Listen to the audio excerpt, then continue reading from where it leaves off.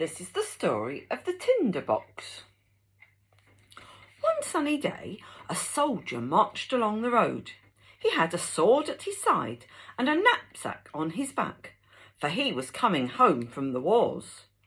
On the way, he met an ugly witch. "Soldier, would you like a lot of money?" called the witch. "Very much," said the soldier. "What would I have to do?" The witch pointed to a big tree. "That tree is hollow," she said. "I want you to climb down inside. I'll tie a rope round your body and pull you up when you call. Then you'll be rich."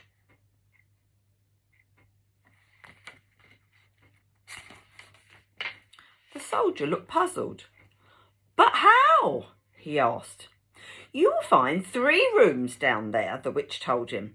"There is a fierce dog with eyes as big as teacups in the first. He sits on a chest of copper coins. Don't worry about him. Spread my blue checked apron on the floor and lift him onto it. Then you may take as many coins as you wish."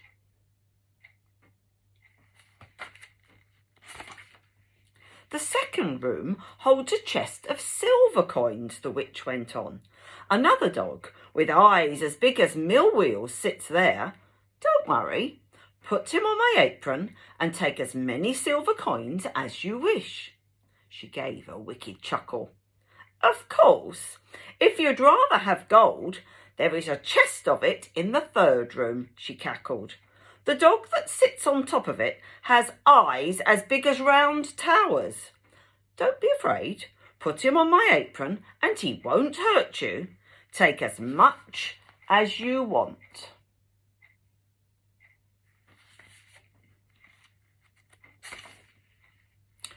"What do you want for yourself?" asked the soldier. "Not a single shilling," the witch said. "All I want is the old tinder box my grandmother left down there."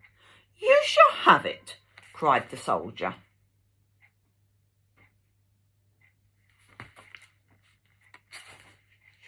The witch tied a rope firmly around the soldier's body. Tucking her apron in his pocket, he climbed down inside the hollow tree. It seemed a long way down. At last his feet touched the bottom. 3 doors lay before him.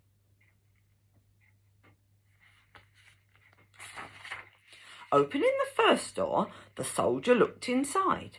Just as the witch had said, a dog with eyes as big as teacups sat on an old chest. He looked very fierce. "You're a fine fellow," said the soldier bravely. He put the dog on the witch's apron. The chest was full of copper coins. The soldier filled his pockets with them, then put the dog back on top of the chest.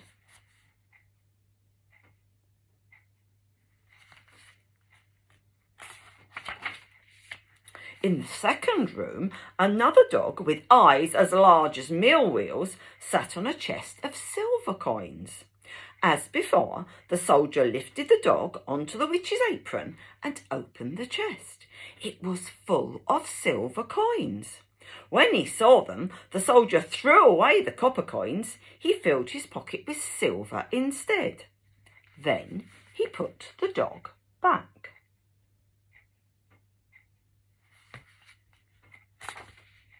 The fiercest dog of all was in the 3rd room. His eyes were as big as round towers, and he sat on a huge chest. The soldier needed all his courage to lift him onto the witch's apron. Then he looked inside the chest. There were so many gold coins that the soldier gasped. He threw away the silver. He filled his pockets, his knapsack, and even his cap with gold. Only then did he put the dog back on the chest.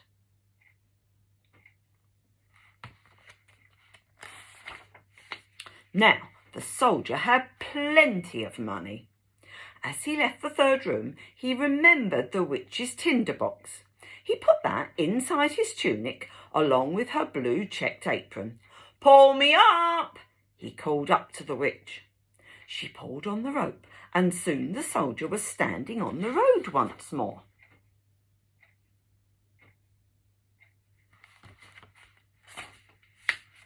"Where's the tinder box?" screeched the witch. "Give it to me." The soldier shook his head. "First of all, tell me why you want it," he said.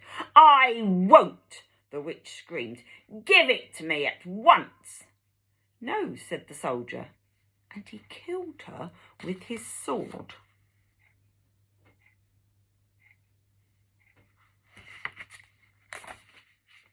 The soldier sped off for the town. It was such a splendid place, and now he was rich. He took a room at the very best inn. He ordered the best food and bought new clothes. Soon he became a fine gentleman and had lots of friends.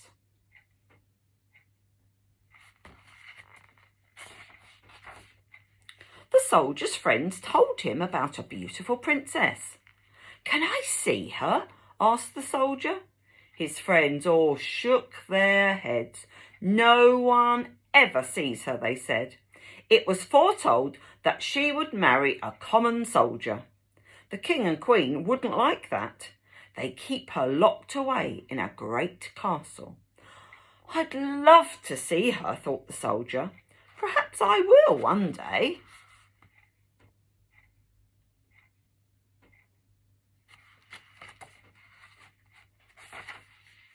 Time passed happily. The soldier enjoyed being rich and having lots of friends, but he spent his money so quickly that it was soon almost gone. He had to leave the inn and live in a dark little attic. None of his friends came to see him. One cold, dark night, he didn't even have a candle to light his room. Then he remembered the tinder box. He had seen a small piece of candle inside.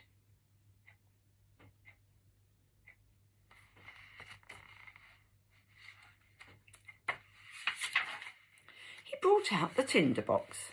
As soon as he struck a spark from the flint, the door of his room flew open. In came the first dog he'd met, down inside the hollow tree. "What are your commands, Lord?" the dog asked. "Bring me money," cried the soldier. In a flash, the dog vanished. He returned with a bag of copper coins in his mouth.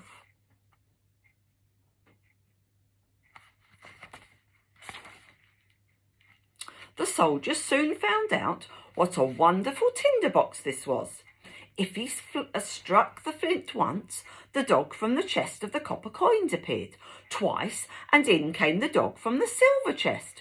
3 times, and in ran the dog from the chest of gold. All 3 would do anything he wanted. "Make me rich again," he cried.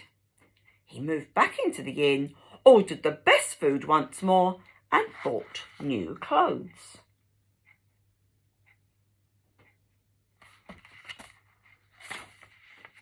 Late one evening, the soldier sat thinking about the princess who was locked away in her castle. "I'd love to see her," he thought. Picking up the tinder box, he struck the flint. In came the first dog. "I know it's very late," the soldier said, "but I would like to see the princess, just for a moment."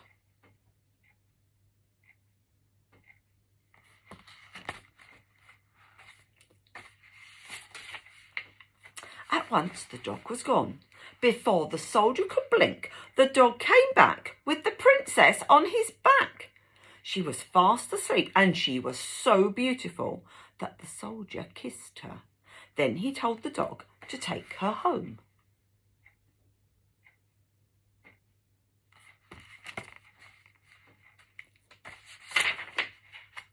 Next morning, the princess told the king and queen of a strange dream. "I dreamt that a dog carried me away on his back," she said, "and a soldier kissed me." "This won't do," the queen said firmly. She ordered a court lady to sit in the princess's bedroom all night to see if it really had been a dream.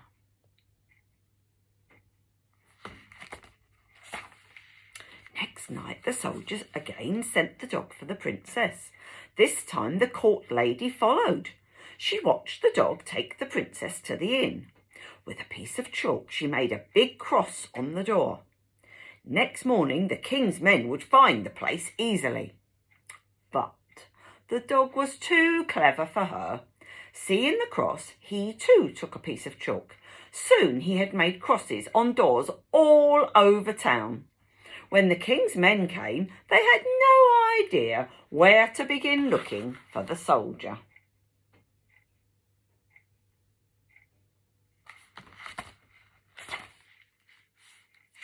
The queen was clever too. Next night she fixed a silken bag to the princess's back. It was full of flour and had a tiny hole at the bottom. When the dog came for the princess, the flour trickled out through the hole. It left a trail to the soldier's door. The dog didn't even see it. In the morning, the king's men put the soldier in prison. "Tomorrow you'll hang," said the jailers.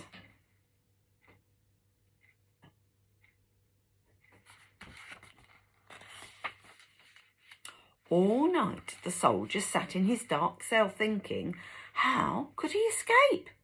The dogs couldn't help, for the tinder box was at the inn. He had nothing in his pockets but a few silver coins. In the morning he looked sadly out through the window. A shoemaker's boy was hurrying past. "Stop!" cried the soldier. He held out a few coins from his pocket.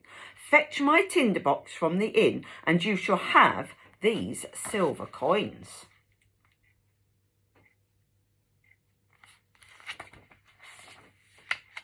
The shoemaker's boy has never seen so much money.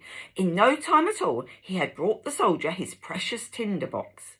Just then the jailers hustled him out to be hanged. All the people were there, and the king and queen.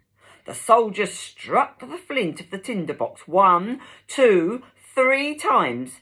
At once, all 3 dogs appeared. "Help me," said the soldier.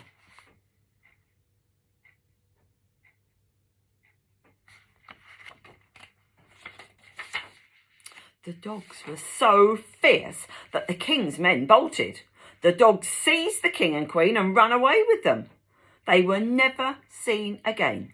The people cheered the soldier. "Marry our princess," they cried. "Then you shall be our king and queen." And so the soldier married the princess, which pleased her very much.